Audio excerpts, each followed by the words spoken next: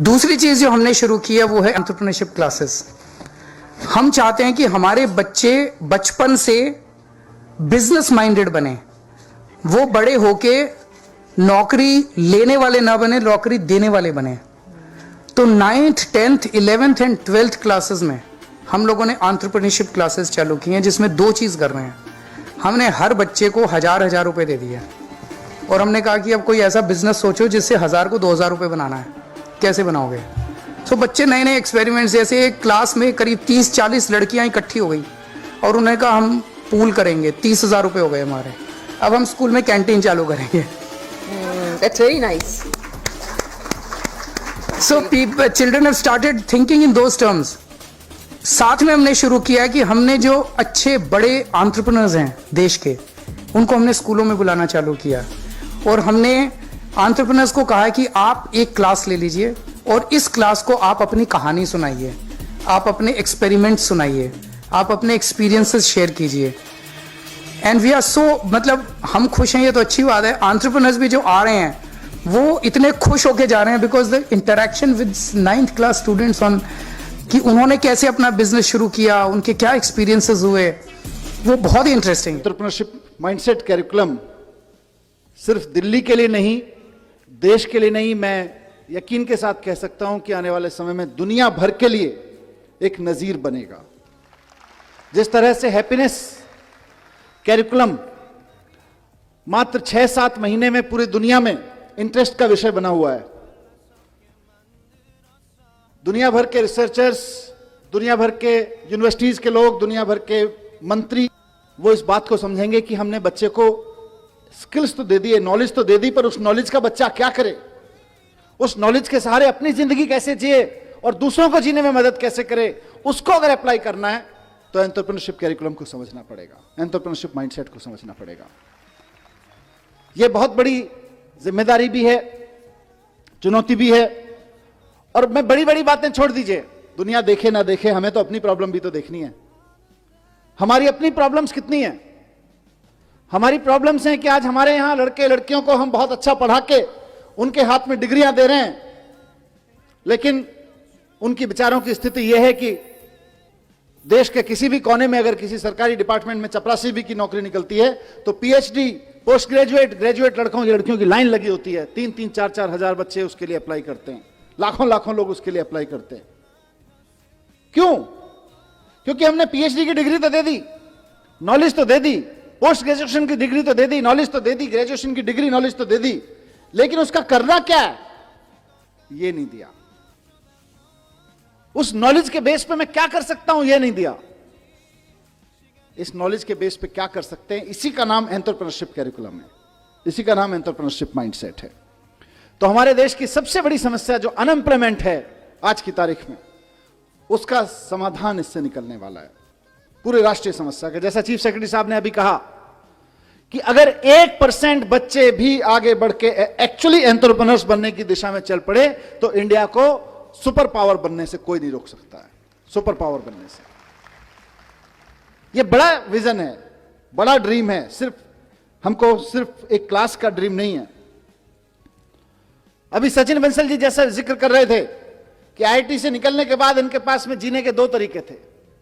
एक तरीका यह था कि ये नौकरी कर लें किसी बड़ी कंपनी में, और दूसरा तरीका यह था कि कोई अपना काम कर लें, छोटा मोटा, जैसा भी छोटा मोटा से शुरुआत करें। इन्होंने पहले दूसरा वाला चुना कि पहले पहला वाला चुना, थोड़े दिन नौकरी करके देखने वाला, फिर उनको मजा नहीं आया, इन्होंने दूसरा चुन लिया और आज जितने की ये खुद नौकरी कर रहे होते हैं उससे कहीं ज्यादा की नौकरियां 50,000 लोगों को दे रहे हैं।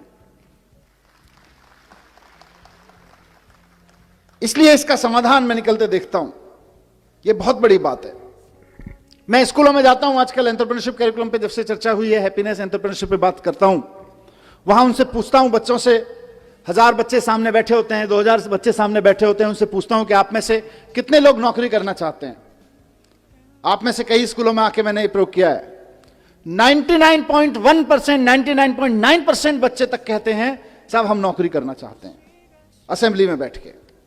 मेरा सवाल हर जगह यही होता है, और आज भी मैं उसी सवाल के जवाब में एंटरप्रेन्योरशिप कैरिकुलम की बात करना चाहता हूं कि अगर हमारे स्कूलों से निकलने वाले 99.9 100% बच्चे अगर नौकरियां ढूंढते रहेंगे तो फिर नौकरियां देने वाले कहां से आएंगे? अगर हम सिर्फ अपने स्कूलों से नौकरियां ढूंढने वाले लोग पैदा करेंगे तो नौकरियां देने वाले लोग कहां से आएंगे? उसका जवाब एंटरप्रेन्योरशिप कैरिकुलम से हमें निकालना है। हमें और दूसरी चीज यह भी है कि सिर्फ नौकरी देना नहीं है, आप इसको देश के पॉइंट ऑफ व्यू से देखिए। आज हमारे मंच पर विनी बंसल जैसी शख्सियत बैठी हैं जिन्होंने एक बड़ी कंपनी में नौकरी की, एक अमेरिकन कंपनी में नौकरी की। आप सोच के देखिए कि किसी स्कूल में पढ़ते होंगे, वहां से निकल के उसी माइंडसेट के साथ की नौकरी करनी है, जाके अमेरिका की एक बड़ी कंपनी में नौकरी कर ली। अब नुकसान क्या होता है? नुकसान यह होता है कि हम और आप मिलकर बच्चों पे मेहनत करते हैं, मेहनत करके उसे IIT IIM भेजते हैं, उसके बाद अमेरिका की कंपनी में नौकरी करता है, क्योंकि हमारे यहां तो नौकरी देने वाले लोग हैं नहीं, नौकरियां बनाने वाले लोग हैं नहीं, नौकरियां प्रोड्यूस करने वाले लोग हैं नहीं, तो वो जाके अमेरिका की किसी कंपनी में नौकरी करता है। मुझे नहीं पता विनी भाई, लेकिन अमेरिका सारा स्किल के बावजूद अमेरिका की कंपनी में नौकरी करने के बाद आप सबके, हमारे सब मेहनत के बाद जो हमको हासिल होता है वो कुल मिला के एक लड़के की तनख्वाह हासिल होती है, इससे ज्यादा कुछ नहीं हासिल होता। और वो जब दुनिया भर के प्रोडक्ट अमेरिका की एक वेबसाइट पे सेल कराता है सॉफ्टवेयर बना के, तो फायदा फिर अमेरिका को होता है। सारी दुनिया में किसी कंपनी विशेष की बात नहीं है, लेकिन आप सोच के देखिए, और मैं कोई स्वदेशी का रोमांटिसिज्म भी नहीं पेश कर रहा हूं, मैं इकोनॉमी की बात कर रहा हूं कि सारी दुनिया में कोई भी प्रोडक्ट खरीदना हो लोग अमेज़न पे खरीदते हैं। हमारे यहां का लड़का उसको चलाता है, मेहनत करके उसका सॉफ्टवेयर बनाता है, हमारे IIT से निकला हुआ। हमको खाली तनख्वाह हाथ में आती है देश को, देश की इकोनॉमी को, और अमेरिका को सारी दुनिया के जितने भी लोग उससे अमेज़न को यूज करके कुछ कुछ खरीद रहे हैं, उसका सारा प्रॉफिट अमेरिका में चला जाता है। फिर हम कैसे उम्मीद करें कि अमेरिका के मुकाबले हमारी देश की इकोनॉमी बढ़ेगी? देश की इकोनॉमी को जॉब सीकर्स आगे नहीं बढ़ाते हैं, देश की इकोनॉमी को जॉब प्रोवाइडर्स आगे बढ़ाते हैं। अगर हमको भारत को एक इकोनॉमिक सुपर पावर बनाना है, भारत की इकोनॉमी को लेकर हम कुछ सपना देखते हैं कि हमारा देश भी अमीर हो, तो सबसे पहले यह सुनिश्चित करना पड़ेगा कि हमारे देश का ब्रेन हमारे देश की इकोनॉमिक पावर बनाने में लगे। अभी हमारा देश का इकोनॉमिक ब्रेन अमेरिका और यूरोप के देशों की को इकोनॉमिक पावर बनाने में लगा हुआ है। इसलिए आज जो हम एंटरप्रेन्योरशिप कैरिकुलम लॉन्च कर रहे हैं, बहुत बड़े सॉल्यूशन के रूप में हम इसको लॉन्च कर रहे हैं। और मैंने कई मंचों पे कहा है और यहां कहना चाहूंगा, दोनों चीजों में, इकोनॉमी के पॉइंट ऑफ व्यू से भी और जॉब के पॉइंट ऑफ व्यू से भी। और इसको गांठ बांधने मैं चाहता हूं सारे प्रिंसिपल, सारे टीचर्स, हमारे जितने साथी हैं, कि जिस वक्त हम देशभक्ति की बात करते हैं ना, कि जब दुश्मन की सेना सामने खड़ी हो तो देश के लिए जान देना देशभक्ति है, लेकिन जब बेरोजगारों की सेना सामने खड़ी हो तो देश के लिए नौकरियां देना देशभक्ति है। आप अपने स्कूलों से देशभक्त पैदा करें।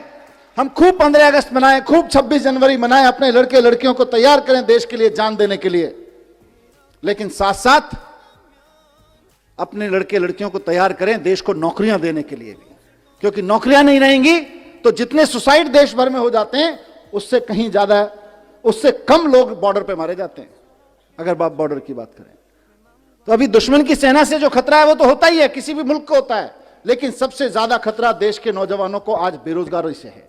और बेरोजगारी का मुकाबला करने के लिए हमें देशभक्त पैदा करने पड़ेंगे, ऐसे देशभक्त पैदा करने पड़ेंगे जो हजारों हजारों लोगों को नौकरियां दे सकें। आज आदमी जिंदगी में उतना ही बड़ा कर सकता है जितना बड़ा सोच सकता है। आदमी जिंदगी में उतना ही बड़ा कर सकता है जितना बड़ा, आदमी जिंदगी में उतना ही बड़ा कर सकता है जितना बड़ा, आदमी जिंदगी में उतना ही बड़ा कर सकता है जितना बड़ा। हिम्मत चाहिए, हिम्मत बड़ा करने के लिए हिम्मत नहीं चाहिए, पहले बड़ा सोचने के लिए चाहिए। कलाम में, मुझ में, या ऐसे और पता नहीं कितने आए और कितने गए और कितने और आने वाले हैं। क्या फर्क है? एक झूठ है जो जा करके आपके दिमाग में किसी ने घुसा दिया है कि फर्क है, फर्क है, फर्क है, उनके अंदर कुछ स्पेशल है, उनके अंदर कुछ स्पेशल है। अरे किसी के अंदर कोई स्पेशल नहीं है, कुछ नहीं है। जिसका डिजायर जितना बड़ा है उसकी सक्सेस उतनी ही बड़ी है। ट्रैक्टर मैन्युफैक्चरिंग कंपनी के ओनर ने फरारी खरीदी। उस फरारी में कई उन्हें क्लच में प्रॉब्लम्स नजर आई, जिसकी शिकायत उन्हें डायरेक्टली फेरारी कंपनी के मालिक एंजो फेरारी को कर दी। एंजो फेरारी से खफा होकर इस बंदे को इंसल्ट करते हुए कहा कि तुम सिर्फ ट्रैक्टर चलाने लायक हो, ये फेरारी तुम्हारे बस की बात नहीं। इस इंसल्ट को अपना मोटिवेशन बना के उस बंदे ने फेरारी को टक्कर देने के लिए एक कार मैन्युफैक्चरिंग कंपनी बनाई, और वो कार मैन्युफैक्चरिंग कंपनी आज के समय वर्ल्ड की सबसे ज्यादा लग्जरियस कार मैन्युफैक्चरिंग कंपनीज में शुमार है। Yes, I am talking about Lamborghini, और फाउंडर का नाम था फेरुशियो लैम्बोर्गिनी।